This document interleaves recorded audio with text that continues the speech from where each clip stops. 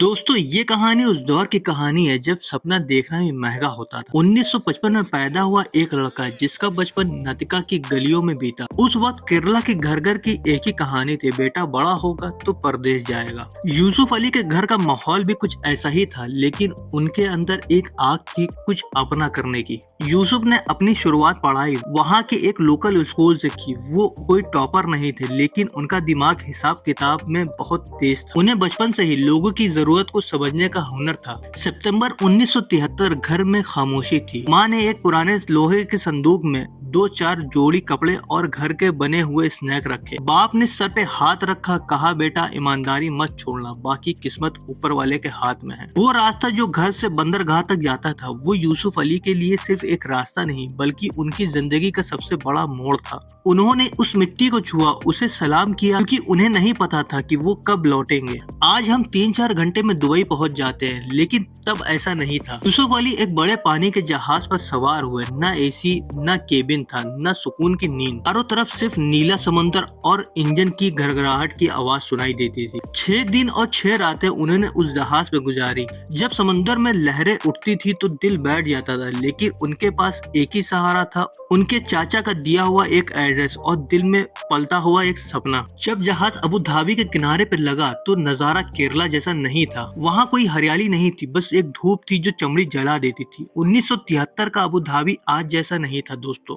वहाँ सड़कें कच्ची थी और बिजली भी हर जगह नहीं थी। जब यूसुफ अली वहाँ उतरे तो उन्हें परदेसी होने का असली एहसास हुआ। गरीबी वहाँ भी थी, लेकिन वहाँ एक उम्मीद थी। उनके चाचा MK अब्दुल्ला वहाँ एक छोटी सी ट्रेडिंग दुकान चलाते थे। यूसुफ अली ने मैनेजर बनकर नहीं वहाँ बल्कि एक हेल्पर बनकर काम शुरू किया। वो खुद दुकान की झाड़ू लगाते, साफ सफाई करते, गर्मी में भारी बोरे उठा वेयर हाउस में रखते थे। लेकिन यूसुफ अली कस्टमर से हंस कर बात करते थे, चाहे थकान कितनी भी हो। यूसुफ अली की सबसे बड़ी खूबी ये थी कि वो सिर्फ पैसा नहीं कमा रहे, वो ऑब्जर्व भी कर रहे थे। उन्होंने देखा कि गल्फ में हर देश के लोग आ रहे हैं। इंडिया, पाकिस्तान, बांग्लादेश, इजिप्ट, सबको अपने घर जैसा सामान चाहिए, सबको चाहिए इज्जत। उन्होंने अपने चाचा की दुकान पे एक नया सिस्टम शुरू किया, कस्टमर रिलेशनशिप। वो हर एक ग्राहक का नाम याद रखते थे। वो समझ गए थे कि अगर आप इंसान का दिल जीत लेते हैं तो उसका वॉलेट अपने आप खुल जाता है। दोस्तों ये एक आम लड़के की आम शुरुआत थी, लेकिन किस्मत को कुछ और ही मंजूर था। कुछ ही सालों में उन्होंने अपनी मेहनत से चाचा का बिजनेस बढ़ा दिया। लेकिन तभी 1990 में गल्फ की धरती पर एक ऐसा आफत आई जिसने सब कुछ हिला कर रख दिया। सद्दाम हुसैन की फौज ने कुवैत पर हमला कर दिया और पूरा मिडिल ईस्ट सर से कांपने लगा। सब लोग अपना पैसा निकाल कर यूए छोड़ के भाग रहे थे। तभी यूसुफ अली के पास भी 2 रास्ते थे, या तो वो सब समेट कर केरला लौट जाएं या फिर इस तबाही में कामयाबी का रास्ता ढूंढें। उन्होंने क्या चुना? उससे पहले जो लोग मेरे चैनल पर नए हैं वो लोग वीडियो को लाइक करके चैनल को सब्सक्राइब कर ले और बेल आइकन को प्रेस करना ना भूल। तो वापस चलते हैं स्टोरी पे।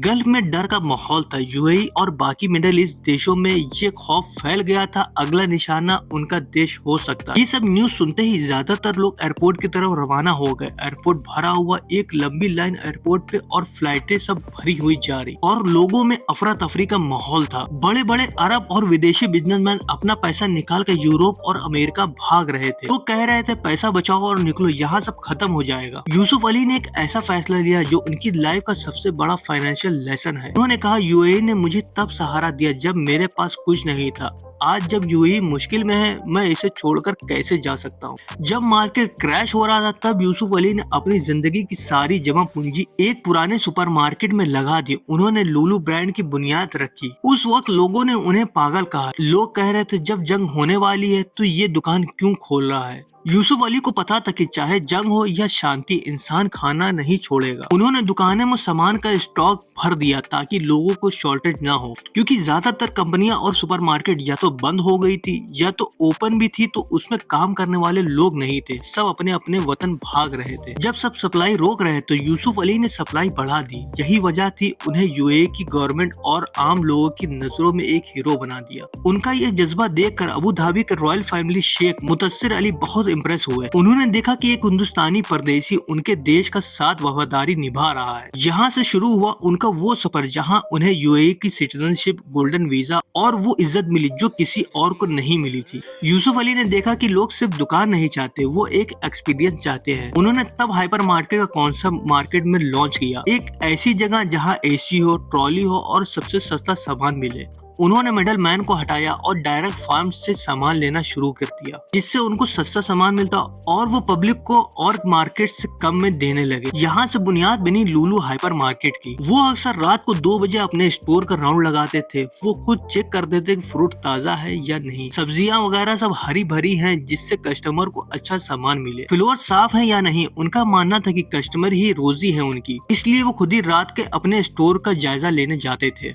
धीरे धीरे ऐसे ही करते करते उन्होंने फंड बढ़ाया और सिर्फ यूएई नहीं बल्कि Qatar, Kuwait, Bahrain, Saudi Arabia और फिर इंडिया में अपना एम्पायर फैलाया। लेकिन दोस्तों सिर्फ दुकान खोल लेना ही कामयाबी नहीं थी। असली सवाल ये था कि जब बड़े बड़े अरब शेख और इंटरनेशनल ब्रांड मार्केट में पहले से मौजूद थे तो एक केरला से आए हुए परदेसी पर लोग क्यों भरोसा करते। यहाँ यूसुफ अली ने एक ऐसी स्ट्रेटेजी लगाई जो आज बड़े बड़े MBA कॉलेज में सिखाई जाती है। उन्होंने समझ लिया था कि लोग सिर्फ सामान खरीदने नहीं आते, लोग एहसास खरीदने आते हैं। इमेजिन कीजिए एक मजदूर जो दिन भर 45 डिग्री की गर्मी में काम करता है, वो जब शाम को थका हारा बाहर निकलता है तो वो किसी बड़े मॉल में घुसने से डरता है। उसे लगता है कि वहाँ के सिक्योरिटी गार्ड उसे रोक देंगे या वहाँ का सामान उसकी पहुँच से बाहर होगा। यूसुफ अली ने इस डर को खत्म कर दिया। उन्होंने लुलु हाइपर के दरवाजे सबके लिए बराबर खोले। उन्होंने अपने स्टाफ को एक ही हिदायत दी, चाहे कोई सूट पहन कर आए या कोई फटी हुई शर्ट में, उसे वही इज्जत मिलनी चाहिए जो एक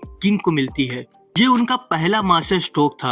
यूसुफ अली ने सिर्फ प्रोडक्ट नहीं बेचा, उन्होंने यादें बेची। उन्होंने सोचा कि इंडियन को यूएई में क्या चाहिए, वही घर जैसा अचार, वही केरला का मट्टा राइस या वही पंजाब का बासमती।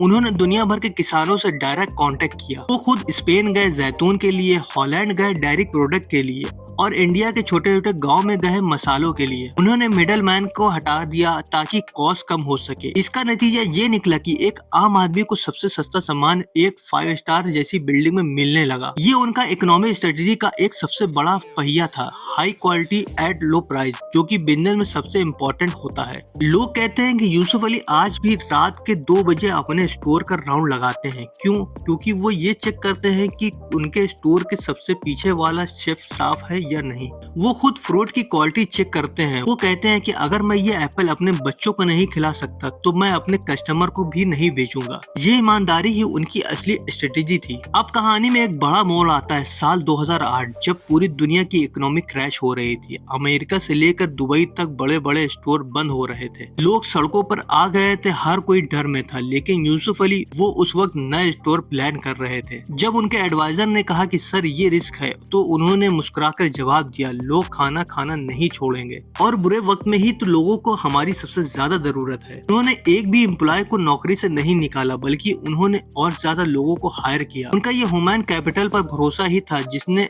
आज लुलु को एक अनब्रेकेबल एम्पायर बना दिया। लेकिन दोस्तों ये तो सिर्फ शुरुआत थी। अब उनका सपना सिर्फ यूएई तक नहीं था, वो चाहते थे कि उनका ये मॉडल दुनिया भर में जाए। उन्होंने लुलु एक्सचेंज शुरू किया ताकि परदेश भाई शॉपिंग के साथ साथ सुकून से अपने घर पैसा भेज सके। उन्होंने हॉस्पिटलिटी में कदम रखा, बड़े बड़े होटल खरीदे। लेकिन जैसे जैसे उनकी ताकत बढ़ रही थी वैसे वैसे उनकी जिम्मेदारी भी बढ़ रही थी। उन्हें अब सिर्फ अपने बिजनेस को नहीं बचाना था, बल्कि उन्हें उस मिट्टी का कर्ज भी उतारना था जहाँ से वो निकल कर आए थे। उनका अपना मुल्क इंडिया, लेकिन इंडिया में एंट्री इतनी आसानी नहीं थी। वहाँ उनका मुकाबला बड़े बड़े देसी बिजनेस टाइकून से होने वाला था। यूसुफ अली ने इंडिया के लिए एक ऐसा प्लान बनाया जो आज केरला से लेकर लखनऊ तक दिखता है। लेकिन इससे पहले कि वो सपना पूरा करते, किस्मत उनका एक और खतरनाक इम्तिहान लेने वाली थी। एक ऐसा हादसा जो उन्हें मौत के बिल्कुल करीब ले गया। दोस्तों जब इंसान बुलंदियों पर होता है तो दुनिया उनसे सलाम करती है, लेकिन कुदरत कभी कभी इंसान को ये याद दिलाती है कि जिंदगी कितनी नाजुक है। साल 2021 अप्रैल का महीना, यूसुफ अली अपनी हेलीकॉप्टर में सवार थे। मौसम खराब था और बारिश तेज हो रही थी। अचानक केरला के कोची शहर के पास उनका हेलीकॉप्टर टेक्निकल खराबी की वजह से नीचे गिरने लगा। इमेजिन कीजिए एक ऐसा शख्स जिसने हजारों करोड़ का एम्पायर खड़ा किया, वो उस वक्त मौत के बिल्कुल सामने खड़ा था। हेलीकॉप्टर एक दलदल में जा गिरा। अगर वो थोड़ा भी इधर उधर होते तो शायद ये कहानी यहीं पे खत्म हो जाती। लेकिन दोस्तों कहते हैं ना कि जिन्हें लाखों लोगों की दुआएं मिलती है ना, उनका बाल भी बाका नहीं होता। यूसुफ अली उनकी पत्नी उस मलबे से सही सलामत बाहर निकल आए। उस दलदल में खड़े होकर उन्होंने एक बात समझ ली कि असली दौलत बैंक बैलेंस नहीं बल्कि वो सांसें हैं जो ऊपर वाले ने हमें बख्शी हैं। जख्मी होने के बावजूद उनका हौसला नहीं टूटा। उन्होंने हॉस्पिटल से निकलते ही पहला काम ये नहीं किया कि वो आराम करें, बल्कि उन्होंने उन लोगों का शुक्रिया अदा किया जिन्होंने क्रैश के वक्त उन्हें बचाने में मदद की थी। उन्होंने उन सबको इनाम दिया और वापस अपने काम पर लग गए। इस हादसे ने उन्हें ये सिखाया कि वक्त कम है और उन्हें अपने मुल्क में, अपने इंडिया के लिए अभी बहुत कुछ करना बाकी है।